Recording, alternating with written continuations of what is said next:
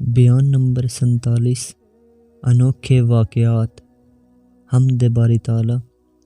تمام تعریفیں اللہ تعالیٰ کے لیے ہیں جس نے اپنے بندوں میں سے جسے چن لیا اسے اپنی عبادت کے لیے پسند فرمایا اور اپنے پسندیدہ بندے کو اپنی بارگاہ اقدس کی طرف مائل فرمایا تو بندے نے بھی اس کی طرف مائل ہونے اور اطاعت کرنے میں جلدی کی اور اس نے اپنے چاہنے والے بندے کی ٹھہری ہوئی ہمتوں کو حرکت دی تو یہ اس کے حصول مراد کا سبب بن گیا اور اس نے بندے سے ان رکاوٹوں کو دور کر دیا، اسے دوری کے بعد قرب بخشا، رات کے آخری حصوں میں اسے ہم نشینی کا شرف عطا فرمایا، اسے اسرار و رموز پر مطلع کیا اور بندہ ہے محض اپنی خواہش و کوشش سے اس مقام تک نہیں پہنچتا اور اسی نے اسے اس بات کی توفیق دی جو اس تک پہنچاتی ہے اور اسے اپنی ہدایت کے راستے پر گامزن کیا،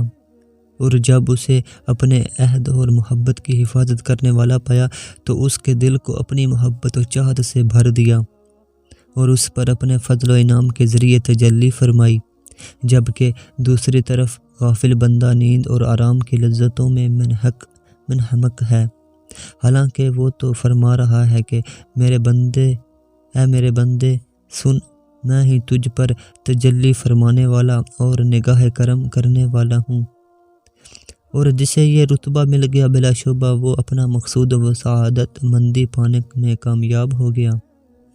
اگر غافل بندہ جان لیتا کہ اس نے کیا کھویا تو وہ اکثر نوحہ نہ رہتا، اگر وہ محبوب کے اپنے دوستوں سے خطاب کو سن لیتا تو کبھی بھی وہ حسرت و یاس اس کے دل سے نہ نکلتی، اگر وہ جلوہ محبوب کا مشاہدہ کر لیتا تو جہان سے الگ ہو کر رہ جاتا، سبقت لے جانے والے سبقت لے گئے اور کام تو پورا ہو چکا، اور اس کا فرمان ذیشان ہے۔ ترجمہ، اور اللہ اپنی رحمت سے خاص کرتا ہے جسے چاہے۔ سورہ بقرہ۔ حضرت سیدنا ابو ہریرہ رضی اللہ تعالیٰ عنہ سے مروی ہے، نبی کریم رؤوف الرحیم صلی اللہ تعالی علیہ وآلہ وسلم کا فرمان رحمت نشان ہے، جو قوم اللہ تعالیٰ کے گھروں میں سے کسی گھر میں کتاب اللہ کی تلاوت اور اس کا باہم درس دینے کے لیے جمع ہوتی ہے تو ان پر سکون نازل ہوتا ہے، رحمت انہیں ڈھانپ لیتی ہے اور اللہ عز و جل ان کا ذکر فرشتوں میں فرماتا ہے۔ کثرت عبادت کرنے والا جنتی حضرت سیدنا رافع بن عبداللہ رحمۃ اللہ تعالی فرماتے ہیں، مجھے حضرت سیدنا ہشام بن یحییٰ کنانی رحمۃ اللہ تعالی نے ارشاد فرمایا، کیا میں آپ کو وہ واقعہ نہ بیان کروں جو میری آنکھوں نے دیکھا اور اس وقت میں خود وہاں موجود تھا، اللہ عز و جل نے مجھے اس سے نفع دیا، امید ہے تمہیں بھی اس سے نفع ہوگا۔ میں نے کہا، اے ابو الولید مجھے بیان کیجیے، تو انہوں نے بیان فرمایا، ہم نے سن 88 ہجری میں روم کی سرزمین پر جہاد کیا، ہمارے ساتھ سعید بن حرث نامی ایک نیک شخص تھا، وہ کثرت سے عبادت الہی عز و جل کرتا، دن کو روزہ رکھتا، رات کو عبادت کرتا، جب ہم چلتے تو وہ قرآن پاک کی تلاوت کرتا، جب ٹھہرتے تو اللہ عز و جل کا ذکر کرتا۔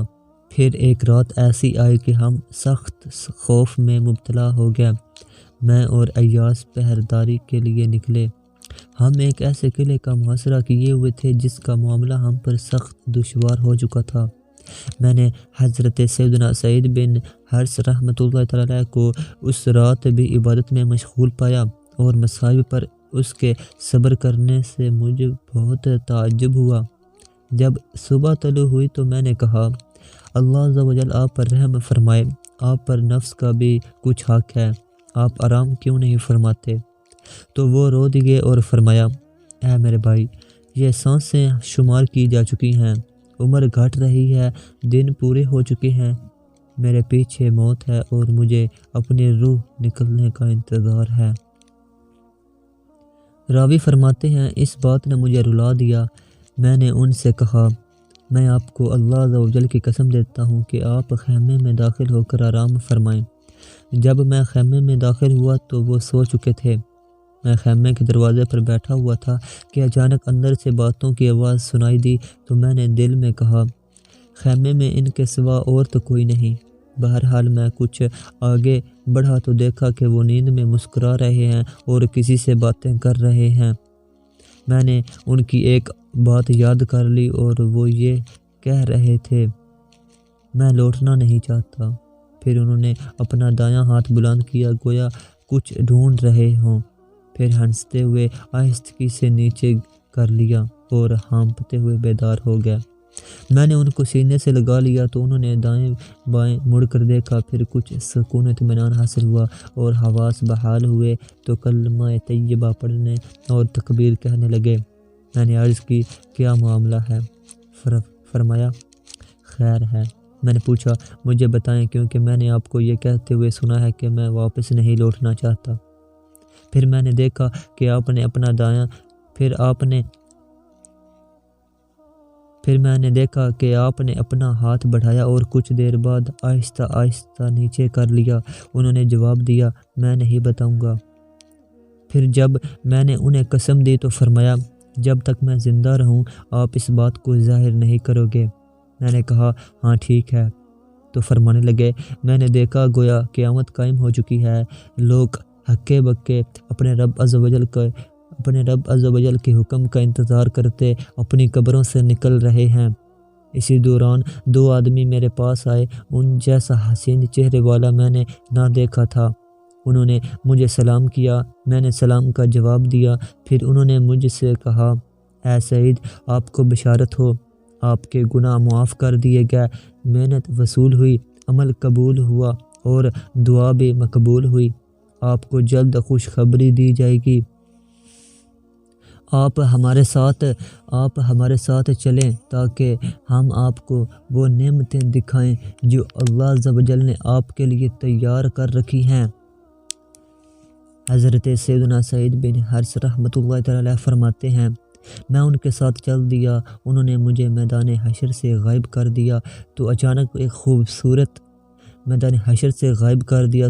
ایک خوبصورت گھوڑا ہمارے سامنے تھا جو دنیاوی گھوڑوں جیسا نہ تھا بلکہ اچکنے والی بجلی کی مانند یا تیز چلنے والی ہوا کی طرح تھا۔ ہم اس پر سوار ہو کر چل پڑے اور دیکھتے ہی دیکھتے ایک ایسے بلند محل کے پاس جا پہنچے جس کا کنارہ دکھائی نہ دیتا تھا۔ وہ چاندی سے جڑا ہوا تھا اور اس سے روشنی جھلک رہی تھی۔ جب ہم اس کے دروازے پر پہنچے تو وہ خود بخود کھل گیا۔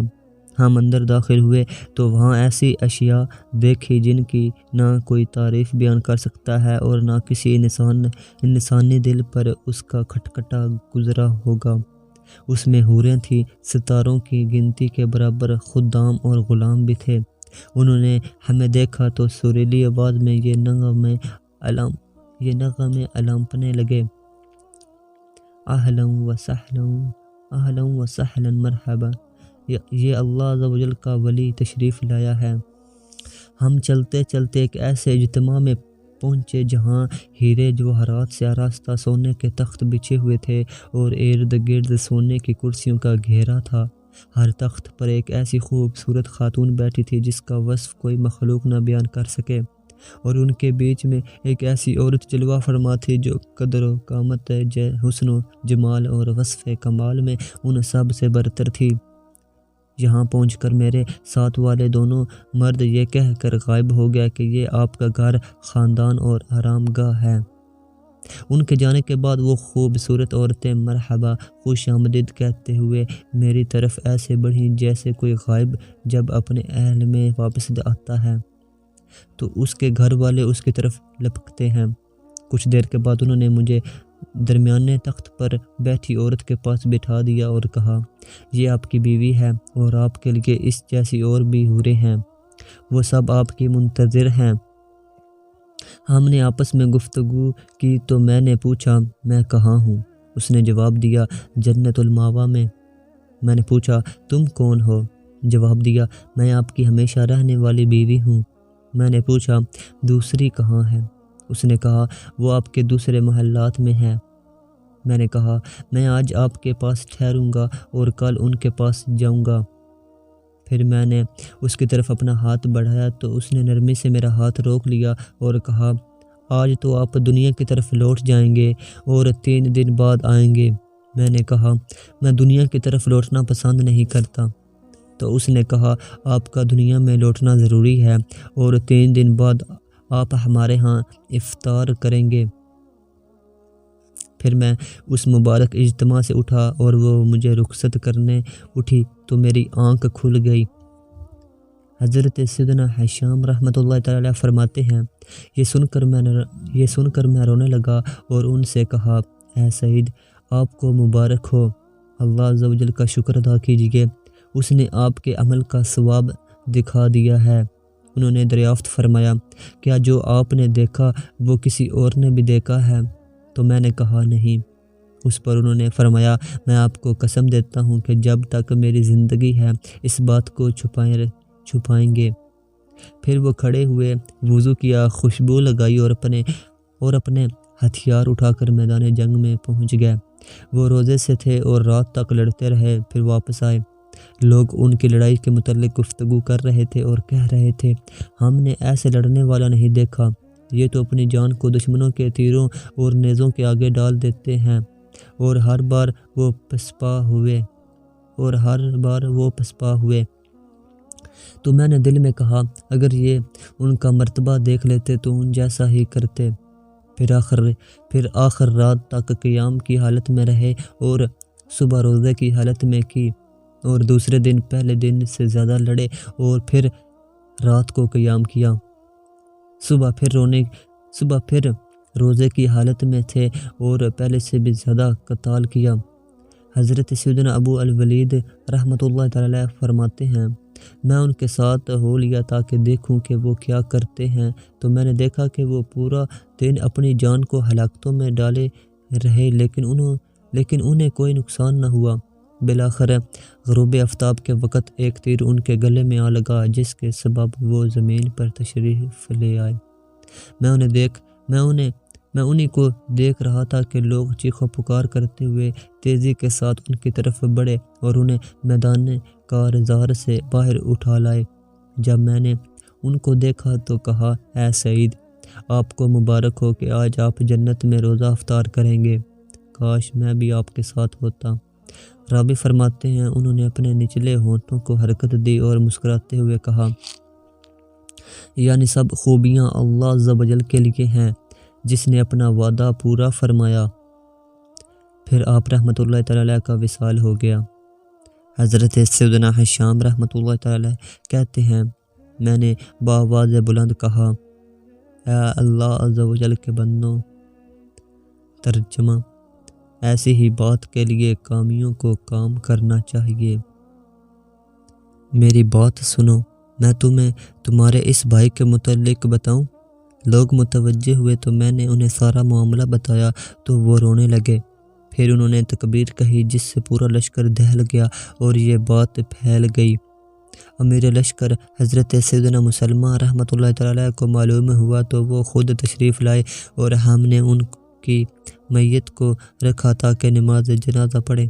میں نے امیر لشکر حضرت سیدنا مسلمہ رحمۃ اللہ تعالیٰ سے عرض کی، آپ ان کی نماز جنازہ پڑھائیں۔ انہوں نے فرمایا، ان کی نماز جنازہ وہ پڑھائے جو ان کی حالت کے متعلق جانتا ہو۔ پھر ہم نے ان کی نماز جنازہ ادا کی اور ان کو اسی جگہ دفن کر دیا۔ لوگ رات کو یہی گفتگو کرتے ہوئے سو گئے۔ جب صبح ہوئی تو ہم نے اس واقعے کا دوبارہ ذکر کیا تو لوگ یکبارگی چلا اٹھے اور دشمن پر ٹوٹ پڑے۔ چنانچہ اللہ عز و جل نے ان کی برکت سے اسی دن قلعے پر فتح عطا فرمائی۔ اللہ عز و جل کی ان پر رحمت ہو اور ان کے صدقے ہماری مغفرت ہو، آمین۔ سرکار علیہ السلام کا وسیلہ راہبوں کے کام آ گیا۔ حضرت سیدنا ابو یعقوب تبری رحمۃ اللہ تعالیٰ فرماتے ہیں، ایک دفعہ میں ملک شام کے ارادے سے سفر پر نکلا تو ایک بے آب و گیا میدان میں چند روز اسی طرح گزارے کہ میں ہلاکت کے قریب پہنچ گیا۔ اسی حالت میں میں نے اسی حالت میں نے 2 راہب اس طرح چلتے دیکھے گویا وہ اپنے گھروں سے نکل کر کسی قریبی گرجا گھر کی طرف جا رہے ہوں۔ میں ان کی طرف گیا اور ان سے پوچھا آپ کہاں جا رہے ہیں؟ انہوں نے کہا ہم نہیں جانتے۔ میں نے پوچھا کہاں سے آ رہے ہیں؟ جواب دیا ہم نہیں جانتے۔ میں نے پوچھا کہ آپ جانتے ہیں کہ آپ کہاں ہیں؟ جواب ملا ہم اللہ عز و جل کے ملک میں ہیں اور اس کے حضور حاضر ہیں۔ میں نے اپنے دل میں کہا یہ دونوں راہب تجھ سے زیادہ حقیقی متوکل معلوم ہوتے ہیں۔ میں نے ان سے کہا کہ آپ مجھے اپنے ساتھ رہنے کی اجازت دیتے ہیں؟ کہنے لگے آپ کی مرضی۔ پھر ہم چلنے لگے۔ جب شام ہوئی تو وہ نماز کے لیے کھڑے ہو گیا اور میں نے بھی تیمم کیا اور نماز مغرب ادا کی۔ وہ مجھے تیمم کر کے نماز پڑھتے دیکھ کر متعجب ہوئے۔ جب وہ نماز سے فارغ ہوئے تو ایک نے زمین کو کھریدا تو اس سے پانی کا چشمہ جاری ہو گیا اور اس کے پہلو میں کھانا رکھا ہوا تھا۔ مجھے اس سے بڑا تعجب ہوا۔ پھر انہوں نے مجھے کہا قریب آئیں اور کھائیں پئیں۔ ہم نے کھایا اور پانی بھی پیا۔ میں نے پانی سے وضو کیا، اس کے بعد وہ پانی رک گیا۔ پھر وہ دونوں نماز کے لیے کھڑے ہو گئے اور میں علیحدہ نماز پڑھنے لگا یہاں تک کہ صبح ہو گئی۔ میں نے نماز فجر ادا کی، پھر وہ دونوں اٹھ کھڑے ہوئے اور رات تک چلتے رہے۔ میں بھی ساتھ ہی تھا۔ جب شام ہوئی تو ان میں سے ایک آگے بڑھا اور اپنے ساتھی کے ساتھ مل کر نماز پڑھی اور پھر دعا کر کے زمین کو کھریدا تو پانی ظاہر ہوا اور کھانا بھی حاضر ہو گیا۔ انہوں نے کہا آؤ کھانا کھائیں۔ کھانے پینے سے فارغ ہو کر میں نے نماز کے لیے وضو کیا، پھر پانی رک گیا۔ جب تیسری رات آئی تو انہوں نے مجھ سے کہا اے مسلمان آج رات تمہاری باری ہے۔ حضرت سیدنا محمد بن یعقوب طبری رحمۃ اللہ تعالیٰ فرماتے ہیں مجھے ان کی بات سے بڑی شرم آئی۔ میں سخت غم اور عجیب معاملے میں پھنس گیا۔ خیر میں نے دل میں کہا یا اللہ عز و جل گناہوں کی وجہ تیری بارگاہ میں میرا کوئی مقام و مرتبہ تو نہیں، لیکن میں تجھے تیرے نبی کریم رؤوف الرحیم صلی اللہ تعالیٰ علیہ وآلہ وسلم کے اس مقام و مرتبہ کا واسطہ دیتا ہوں جو تیری بارگاہ میں نبی کریم صلی اللہ تعالیٰ علیہ وآلہ وسلم کو حاصل ہے، کہ مجھے ان کے سامنے رسوا نہ کرنا اور انہیں میری اور اپنے نبی حضرت سیدنا محمد مصطفیٰ صلی اللہ تعالیٰ علیہ وآلہ وسلم کے دین کی تخلیف سے خوش نہ کرنا۔ فرماتے ہیں اچانک ایک چشمہ جاری ہو گیا اور کثیر کھانا بھی حاضر ہو گیا۔ ہم نے کھایا پیا، ہماری یہی حالت رہی یہاں تک کہ رات آ گئی، اور اس بار جب پانی اور کھانا ظاہر ہوا تو مجھ پر رکت طاری ہو گئی اور میں بے سختہ رو پڑا۔ وہ بھی رونے لگے اور روتے روتے ہماری آوازیں بلند ہو گئیں۔ جب مجھے کچھ افاقہ ہوا تو ان دونوں نے پوچھا آپ کیوں رو رہے ہیں؟ میں نے کہا میں بہت گناہ گار ہوں، میرا اللہ عز و جل کی بارگاہ میں خاص مقام و مرتبہ نہیں جو اس کرامت کو پہنچ سکے۔ انہوں نے پوچھا تو پھر یہ سب کیسے تمہارے لیے ظاہر ہوا؟ میں نے کہا میں نے اپنے پیارے نبی کریم صلی اللہ تعالیٰ علیہ وآلہ وسلم کی عزت و جاہت کا وسیلہ پیش کیا اور عرض کی یا اللہ عز و جل اگرچہ میں بہت گناہ گار ہوں اور یہ تیرے نبی محترم صلی اللہ تعالیٰ علیہ وآلہ وسلم کے دین کے دشمن ہیں، مجھے ان کے سامنے دین کے معاملے میں رسوا نہ فرما، تو اس کی بدولت وہ کچھ ظاہر ہوا جو تم دیکھ چکے ہو، اس لیے اس میں میری کوئی کرامت نہیں بلکہ یہ سب میرے نبی محترم صلی اللہ تعالیٰ علیہ وآلہ وسلم کا معجزہ ہے۔ یہ سن کر وہ کہنے لگے اللہ عز و جل کی قسم ہم بھی ایسے ہی تھے، جب ہم نے تمہیں دیکھا تو تمہاری حالت دیکھ کر متاثر ہوئے، جب وضو اور کھانے کا وقت ہوا تو ہم نے تمہاری جیسی دعا کی اور کہا یا اللہ عز و جل اگر اس کا دین حق ہے اور اس کے نبی صلی اللہ تعالیٰ علیہ وآلہ وسلم برحق ہیں تو اس کے نبی صلی اللہ تعالیٰ علیہ وآلہ وسلم کے صدقے ہمارے لیے پانی اور کھانا ظاہر فرما دے۔ اس دعا سے کھانا حاضر ہو گیا جو تم نے دیکھا، یہ سب تمہارے نبی محترم صلی اللہ تعالیٰ علیہ وآلہ وسلم کا معجزہ اور برکت ہے۔ اب ہم نے جان لیا کہ یہ دین حق ہے اور نبی آخر الزمان صلی اللہ تعالی علیہ وسلم اللہ عز و جل کی بارگاہ میں عظیم ہیں۔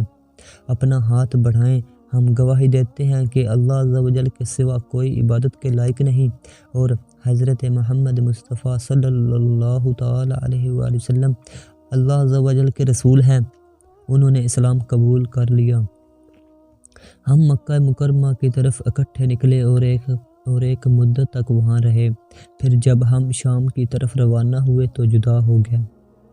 اللہ عز و جل کی قسم، جب بھی مجھے یہ واقعہ یاد آتا ہے دنیا میری نظروں میں حقیر ہو جاتی ہے۔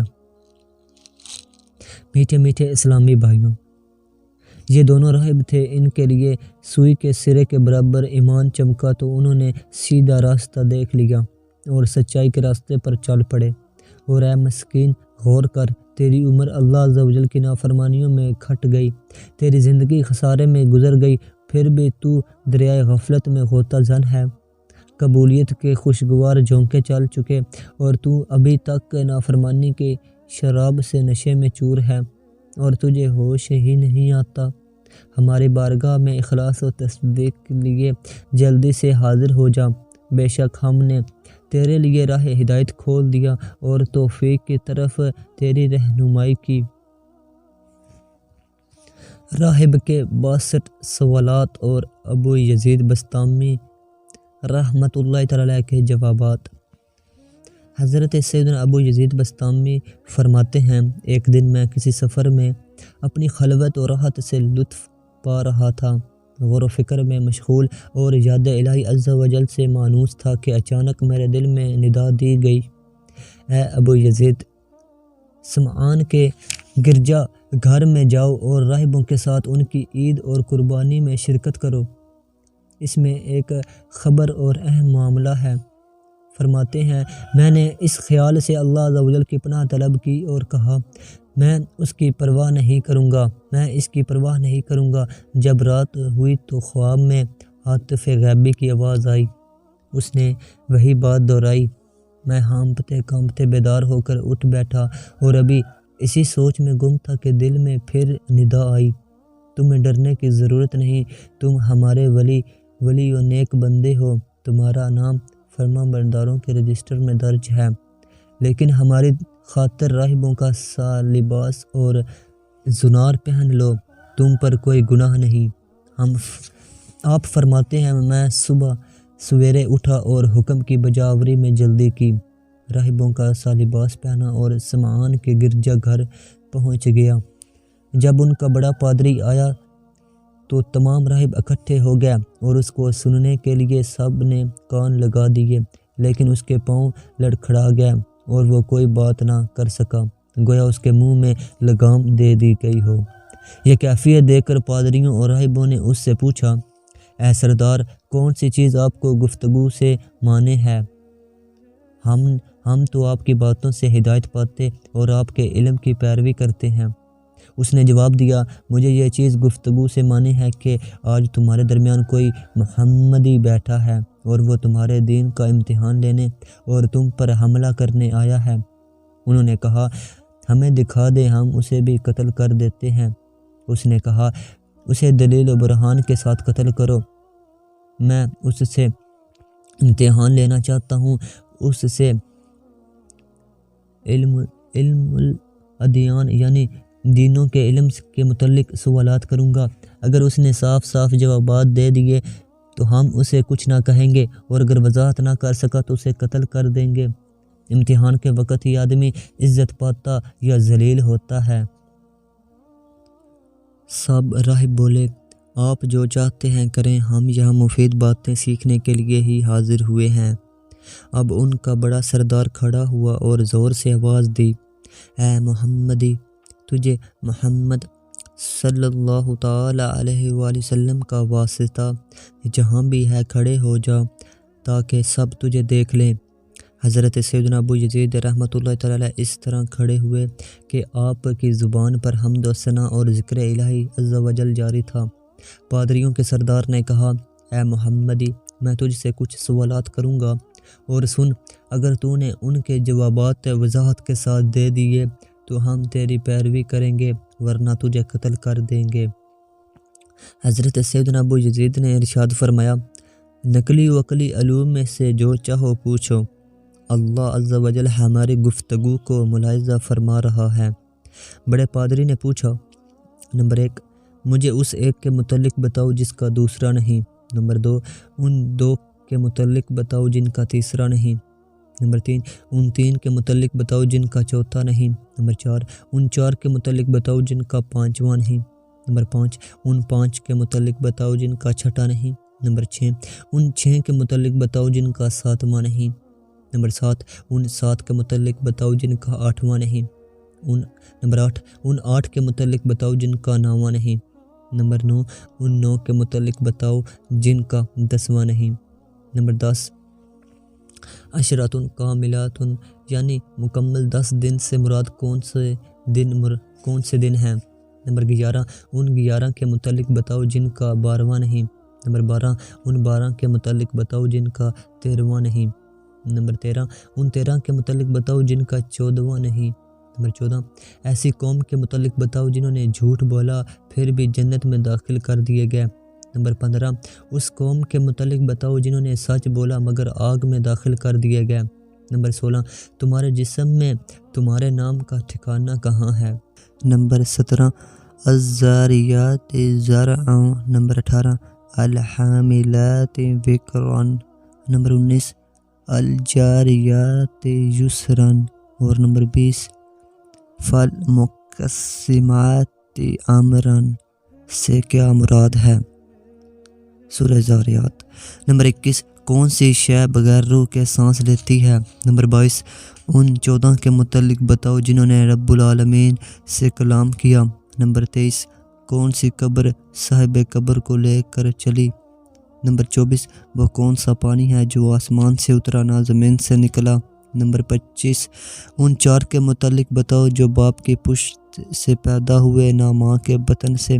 نمبر 26، زمین پر سب سے پہلا خون کس کا بہایا گیا۔ نمبر 27، اس شے کے متعلق بتاؤ جسے اللہ عز و جل نے پیدا کیا اور پھر خود ہی خرید لیا۔ نمبر 28، ایسی شے کے متعلق بتاؤ جس کو اللہ عز و جل نے پیدا کیا اور خود ہی ناپسند فرمایا۔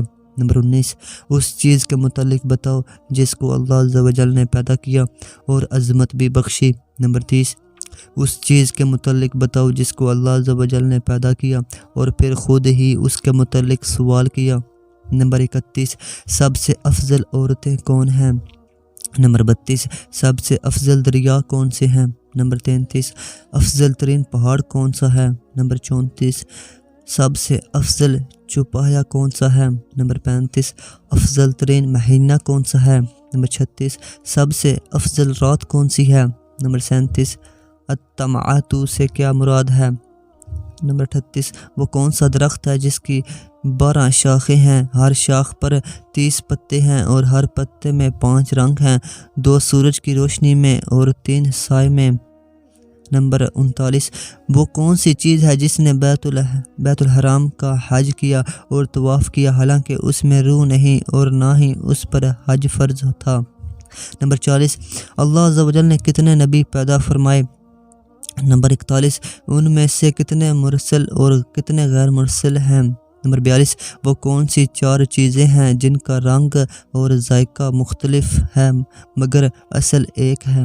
نمبر 43، نکیر کیا ہے۔ نمبر 44، قطمیر کیا ہے۔ نمبر 45، فتیل کیا ہے۔ نمبر 46، اسبد کیا ہے۔ نمبر 47، البلد کیا ہے۔ نمبر 48، التم کیا ہے۔ نمبر 49، الرم کیا ہے۔ نمبر 50، کتا بھونکنے میں کیا کہتا ہے۔ نمبر 51، گدھا رینگنے میں کیا کہتا ہے۔ نمبر 52، بیل ڈکرانے میں کیا کہتا ہے۔ 53، گھوڑا ہنہانے میں کیا کہتا ہے۔ 54، اونٹ بلبلانے میں کیا کہتا ہے۔ 55، مور اپنی چیخ و پکار میں کیا کہتا ہے۔ 56، تتر اپنی سیٹی میں کیا کہتا ہے۔ 57، بلبل اپنے نغموں میں کیا کہتا ہے۔ 58، مینڈک اپنی تسبیح میں کیا کہتا ہے۔ 59، ناقوس نصارہ کا گھنٹا جسے وہ اپنی عبادت کے وقت بجاتے ہیں اپنی آواز میں کیا کہتا ہے؟ 60 ایسی مخلوق کے متعلق بتاؤ جنہیں اللہ عز و جل نے الہام فرمایا، وہ جنوں میں سے ہیں، نہ انسانوں میں سے اور نہ ہی فرشتوں میں سے۔ 61 جب دن نکلتا ہے تو رات کہاں چلی جاتی ہے؟ جب دن نکلتا ہے تو رات کہاں چلی جاتی ہے؟ اور نمبر 62 جب رات چھا جاتی ہے تو دن کہاں چلا جاتا ہے؟ حضرت سیدنا ابو یزید بستامی رحمۃ اللہ تعالی علیہ نے پوچھا، کیا ان کے علاوہ بھی کوئی سوال ہے؟ تو سب پادریوں نے کہا نہیں۔ تو آپ رحمۃ اللہ تعالی علیہ نے ارشاد فرمایا، اگر میں نے ان کے جوابات صحیح طور پر دے دیے تو کیا تم اللہ عز و جل اور اس کے پیارے رسول صلی اللہ تعالی علیہ وآلہ وسلم پر ایمان لے آؤ گے؟ سب نے کہا جی ہاں۔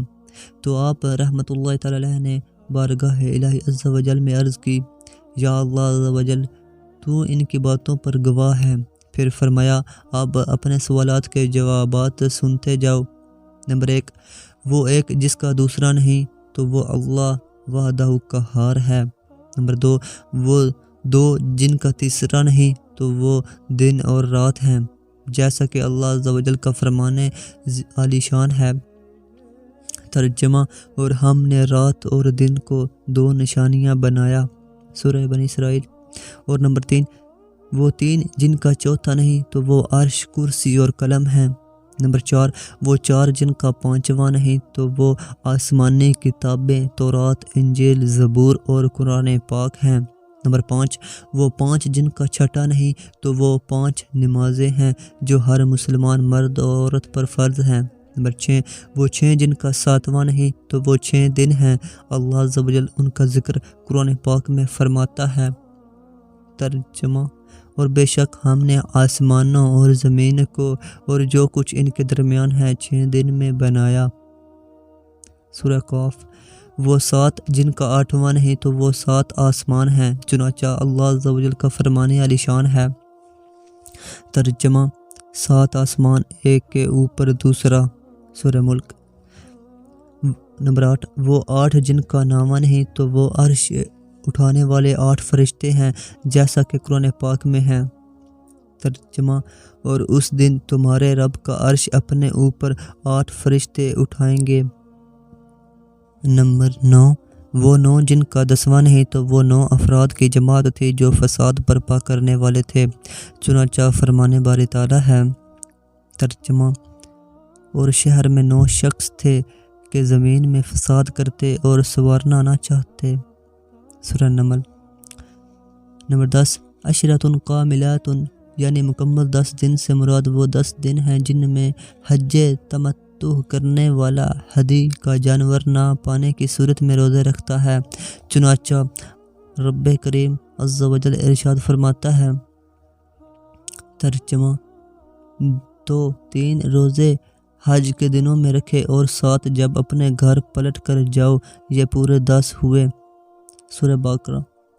نمبر 11 وہ 11 جن کا 12واں نہیں تو وہ حضرت سیدنا یوسف علیہ السلام کے بھائی ہیں، چنانچہ اللہ عز و جل حضرت سیدنا یوسف علیہ السلام کا قول حکایت کرتے ہوئے ارشاد فرماتا ہے۔ ترجمہ، میں نے 11 تارے دیکھے، سورہ یوسف۔ نمبر 12 وہ 12 جن کا 13واں نہیں تو وہ مہینوں کی تعداد ہیں، چنانچہ رب تعالیٰ ارشاد فرماتا ہے۔ ترجمہ، بے شک مہینوں کی گنتی اللہ کے نزدیک 12 مہینے ہے اللہ کی کتاب میں، سورہ توبہ۔ نمبر 13 وہ 13 جن کا 14واں نہیں تو وہ حضرت سیدنا یوسف علیہ السلام کا خواب ہے، جیسا کہ اللہ تعالیٰ ارشاد فرماتا ہے۔ ترجمہ، میں نے 11 تارے اور سورج اور چاند دیکھے، انہیں اپنے لیے سجدہ کرتے دیکھا، سورہ یوسف۔ وہ قوم جنہوں نے جھوٹ بولا پھر بھی جنت میں داخل کر دیے گئے تو وہ حضرت سیدنا یوسف علیہ السلام کے بھائی ہیں، جیسا کہ رب تعالیٰ عز و جل ارشاد فرماتا ہے۔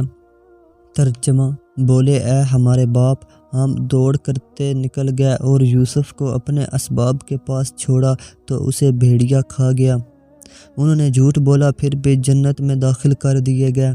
نمبر 15 وہ قوم جنہوں نے سچ بولا لیکن جہنم میں داخل کر دیے گئے تو وہ یہود و نصارہ ہیں، اور وہ ان کا یہ قول ہے۔ ترجمہ، اور یہودی بولے نصرانی کچھ نہیں، اور نصرانی بولے یہودی کچھ نہیں۔ سورہ بقرہ۔ انہوں نے سچ کہا لیکن جہنم میں داخل کر دیے گئے۔ نمبر 16 تمہارے جسم میں تمہارے نام کا ٹھکانہ کان ہے، یعنی جب کوئی نام بولا جاتا ہے تو کان ہی سنتے ہیں۔ نمبر 17 الزاریات زرعا، یعنی بکھیر کر اڑانے والیاں سے مراد 4 ہوائیں ہیں۔ نمبر 18 الحاملات وقرا سے مراد بادل ہیں، جیسا کہ اللہ عز و جل ارشاد فرماتا ہے۔ ترجمہ، اور وہ بادل کے آسمان و زمین کے بیچ میں حکم کا بندہ ہے۔ سورہ بقرہ۔ الجاریات یسرا، یعنی نرم چلنے والیاں سے مراد دریا میں چلنے والی کشتیاں ہیں۔ نمبر 20 فالمقسمات امرا سے مراد ملائکہ ہیں جو لوگوں کا رزق 15 شعبان سے دوسرے سال 15 شعبان تک تقسیم کرتے ہیں۔ نمبر 21 جن 14 نے رب العالمین عز و جل سے کلام کیا تو وہ 7 آسمان اور 7 زمینیں ہیں۔ چنانچہ اللہ تعالیٰ ارشاد فرماتا ہے۔ ترجمہ، تو اس آسمان سے اور زمین سے فرمایا کہ دونوں حاضر ہو، خوشی سے چاہے ناخوشی سے۔ دونوں نے عرض کی کہ ہم رغبت کے ساتھ حاضر ہوئے۔ سورہ حامیم سجدہ۔ نمبر 22 وہ قبر جو صاحب قبر کو ساتھ لے کر چلی تو وہ حضرت سیدنا یونس علیہ السلام کی مچھلی ہے۔ نمبر 23 جو چیز بلا روح ہے مگر سانس لیتی ہے تو وہ صبح ہے، جیسا کہ اللہ عز و جل ارشاد فرماتا ہے۔ ترجمہ، اور صبح کی جب دم لے۔ سورہ تکویر۔ 24 وہ پانی جو آسمان سے اترا نہ زمین سے نکلا تو وہ گھوڑوں کا پسینہ ہے جس کو شیشے کی بوتل میں بھر کر ملکہ بلقیس نے حضرت سیدنا سلیمان بن داؤد علیہ السلام کو بھیجا تھا۔ 25 وہ 4 نفوس جو باپ کی پشت سے پیدا ہوئے نہ ماں کے بطن سے تو وہ حضرت سیدنا آدم علیہ السلام، حضرت سیدنا حوا رضی اللہ تعالیٰ عنہ، حضرت سیدنا اسماعیل علیہ السلام کا مینڈا اور حضرت سیدنا صالح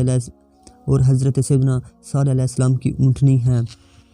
26 زمین پر سب سے پہلے خون حابیل کا بہایا گیا جب قابیل نے اسے قتل کیا۔ نمبر 27 ایسی چیز جس کو اللہ عز و جل نے پیدا کیا پھر خرید لیا تو وہ مومن کی جان ہے، جیسا کہ وہ خود ارشاد فرماتا ہے۔ ترجمہ، بے شک اللہ نے مسلمانوں سے ان کے مال اور جان خرید لیے ہیں اس بدلے پر کہ ان کے لیے جنت ہے۔ سورہ توبہ۔ نمبر 28 ایسی شے جسے اللہ عز و جل نے پیدا کیا اور ناپسند کیا تو وہ گدھے کی آواز ہے، جیسا کہ وہ خود ارشاد فرماتا ہے۔ ترجمہ، بے شک سب آوازوں میں بری آواز گدھے کی۔ سورہ لقمان۔ نمبر 29 ایسی چیز جسے اللہ عز و جل نے پیدا کیا اور اسے بڑا کہا تو وہ عورتوں کا مکر ہے، چنانچہ ارشاد فرمایا۔ ترجمہ، بے شک تمہارا چرتر فریب بڑا ہے۔ سورہ یوسف۔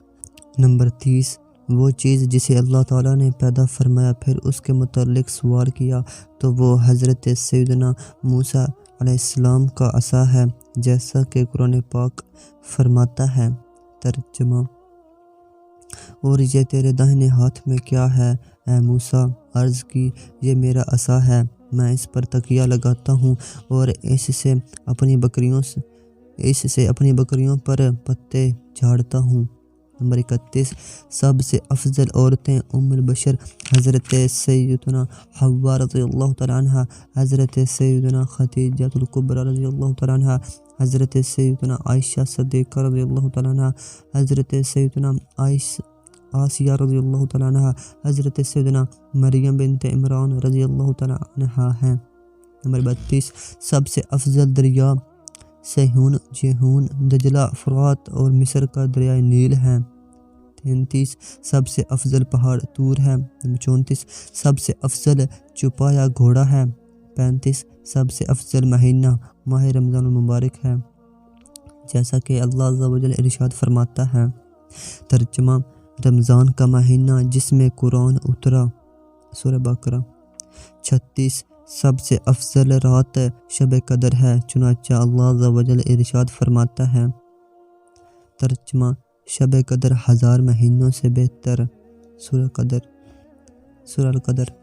37 الطمعۃ سے مراد قیامت ہے۔ 38 وہ درخت جس کی 12 شاخیں ہیں، ہر شاخ میں 30 پتے، ہر پتے میں 5 رنگ، 2 سورج کی روشنی میں اور 3 سائے میں، تو وہ درخت سال ہے، 12 مہینے اس کی 12 شاخیں ہیں، 30 پتے 30 دن ہیں، اور 5 رنگ 5 نمازیں ہیں، 3 سائے میں یعنی مغرب، عشاء اور فجر، 2 روشنی میں یعنی ظہر اور عصر۔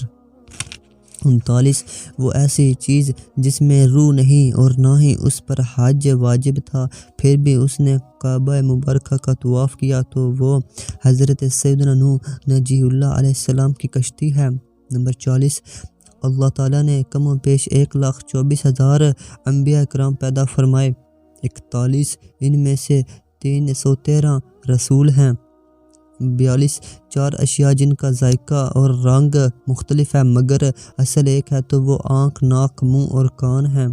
آنکھ کا پانی نمکین، منہ کا پانی میٹھا، ناک کا پانی ترش اور کان کا پانی کڑوا ہوتا ہے۔ 43 نکیر ایک جھلی ہے جو کھٹلی کے اوپر ہوتی ہے۔ 44 قطمیر انڈے کے چھلکے کو کہتے ہیں۔ 45 فتیل سے مراد کھٹلی کے اندر کا گودا ہے۔ 46 اسبد اور 47 البلد بھیڑ اور بکری کے بالوں کو کہتے ہیں۔ 48 اتم اور الرم ہمارے باپ حضرت سیدنا آدم صفی اللہ علیہ نبی علیہ السلام سے پہلے کی جنات قومیں ہیں۔ 50 گدھا جب شیطان کو دیکھتا ہے تو کہتا ہے اللہ عز و جل ناجائز ٹیکس لینے والے پر لعنت فرمائے۔ 51 کتا اپنے بھونکنے میں کہتا ہے، یعنی دوزخیوں کے لیے ہلاکت ہے کہ اللہ تعالیٰ کے غضب میں ہیں۔ 52 بیل اپنے ڈگرانے میں کہتا ہے سبحان اللہ و بحمدہ۔ 53 گھوڑا اپنے ہنہنانے میں کہتا ہے پاک ہے میری حفاظت فرمانے والا۔ جب جنگجو لڑتے ہیں اور مردانے کار لڑائی میں مصروف ہوتے ہیں۔ 54 اونٹ اپنے بلبلانے میں کہتا ہے، یعنی میرے لیے اللہ ہی کافی اور وہی میرا کار ساز ہے۔ 55 مور اپنی چیخ و پکار میں کہتا ہے۔ ترجمہ وہ بڑی مہر والا، اس نے عرش پر استوا فرمایا جیسا اس کی شان کے لائق ہے۔ سورۃ طٰہٰ۔ تتر اپنی سیٹی میں کہتا ہے، یعنی اللہ عز و جل کا شکر ادا کرنے سے نعمتیں ہمیشہ رہتی ہیں۔ 57 بلبل اپنے نغموں میں یوں گویا ہوتا ہے۔ ترجمہ تو اللہ کی پاکی بولو جب شام کرو اور جب صبح ہو۔ مینڈک اپنی تسبیح میں کہتا ہے، یعنی پاک ہے جنگلوں اور چٹیل میدانوں میں عظیم محمود، پاک ہے خدائے جبار۔ 59 ناقوس اپنی آواز میں کہتا ہے، اللہ عز و جل پاک ہے، وہ حق ہے۔ اے ابن آدم اس دنیا کے مشرق و مغرب میں دیکھ، کسی کو ہمیشہ باقی رہنے والا نہ پائے گا۔ 60 ایسی مخلوق جسے اللہ عز و جل نے الہام فرمایا وہ جنوں میں سے ہے، نہ انسانوں میں سے اور نہ ہی ملائکہ میں سے، تو وہ شہد کی مکھی ہے، چنانچہ اللہ عز و جل ارشاد فرماتا ہے۔ ترجمہ اور تمہارے رب نے شہد کی مکھی کو الہام کیا کہ پہاڑوں میں گھر بنا اور درختوں اور چھتوں میں۔ سورہ نحل۔ 61 جب دن آتا ہے تو رات کہاں جاتی ہے، اور نمبر 62 جب رات چھا جاتی ہے تو دن کہاں چلا جاتا ہے، یہ تو اللہ عز و جل کے پوشیدہ علم میں ہے، کسی نبی یا مقرب فرشتے پر بھی ظاہر نہیں۔ مذکورہ تمام جوابات دینے کے بعد حضرت سیدنا ابو یزید بسطامی رحمۃ اللہ تعالی نے پوچھا کیا تمہارا کوئی سوال باقی ہے؟ انہوں نے کہا نہیں۔ تو آپ نے بڑے پادری سے فرمایا بتاؤ آسمانوں اور جنت کی چابی کیا ہے؟ ان کا بڑا پادری خاموش رہا تو سب نے اسے کہا آپ نے اتنے سوال پوچھے اور انہوں نے سب کے جواب دیا، اب انہوں نے ایک ہی سوال کیا اور آپ جواب دینے سے عاجز آ گئے۔ پادری نے کہا میں عاجز نہیں آیا، لیکن مجھے ڈر ہے کہ میں جواب دوں گا تو تم تسلیم نہیں کرو گے۔ انہوں نے کہا کیوں نہیں، ہم مانیں گے کیونکہ آپ ہمارے بزرگ ہیں، آپ جو بھی فرمائیں گے ہم سر تسلیم خم کریں گے۔ تو بڑے پادری نے کہا آسمانوں اور جنت کی چابی کلمہ طیبہ لا الہ الا اللہ محمد الرسول اللہ ہے۔ جب دیگر پادریوں اور راہبوں نے سنا تو وہ سب کے سب مسلمان ہو گئے۔ انہوں نے گرجا گھر توڑ کر اسے مسجد میں تبدیل کر دیا اور اپنے زنار بھی توڑ دیے۔ حضرت سیدنا ابو یزید بسطامی رحمۃ اللہ تعالی کو غیب سے آواز آئی، اے ابو یزید، تو نے ہمارے لیے ایک زنار بندھا تو ہم نے تیری خاطر 500 زنار توڑ دیے۔ ایک محفوظ قلعہ اور عمدہ ذرہ۔ اے میرے اسلامی بھائیوں، یہ سب کفر کی تاریکیوں میں بھٹک رہے تھے، پس اللہ عز و جل نے انہیں نور ہدایت سے روشن کیا اور مردود ہونے سے محفوظ فرمایا۔ یہ سب مبارک کلمہ طیبہ کی برکت ہے۔ اس پاکیزہ کلمہ کی شان دیکھو، اس کی برکات کتنی عظیم ہیں اور یہ حاجات کو کیسے پورا کرتا ہے۔ لہٰذا اپنی زبانیں اس مبارک کلمہ سے تر رکھو تاکہ اس کے احسان کی برکت اور کرم کی حلاوت کو پا سکو اور اس کی امان کے حرم میں داخل ہو جاؤ۔ بلا شبہ یہ محفوظ قلعہ اور عمدہ ذرہ ہے۔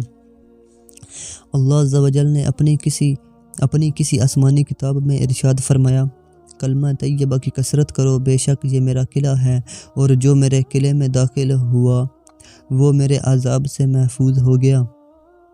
ایک صحابی رسول صلی اللہ تعالی علیہ وآلہ وسلم رضی اللہ تعالیٰ عنہ فرماتے ہیں جس نے خلوص دل سے کلمہ طیبہ پڑھا اور تعظیم کے ساتھ اسے کھینچ کر پڑھا تو اس کے 4000 گناہ معاف ہوں گے۔ اگر اس کے گناہ 4000 نہ ہوئے تو اس کے گھر والوں اور پڑوسیوں کے گناہ معاف ہو جائیں گے۔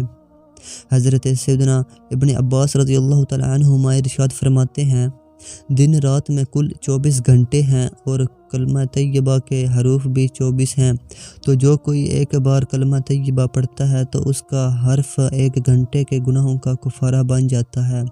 پس جب بندہ ہر روز ایک مرتبہ کلمہ طیبہ پڑھتا ہے تو اس پر کوئی گناہ باقی نہیں رہتا، تو جو اس کی کثرت کرتا ہے اور اسی کو اپنا مشغلہ بنا لیتا ہے اس کا کیا مقام و مرتبہ ہوگا۔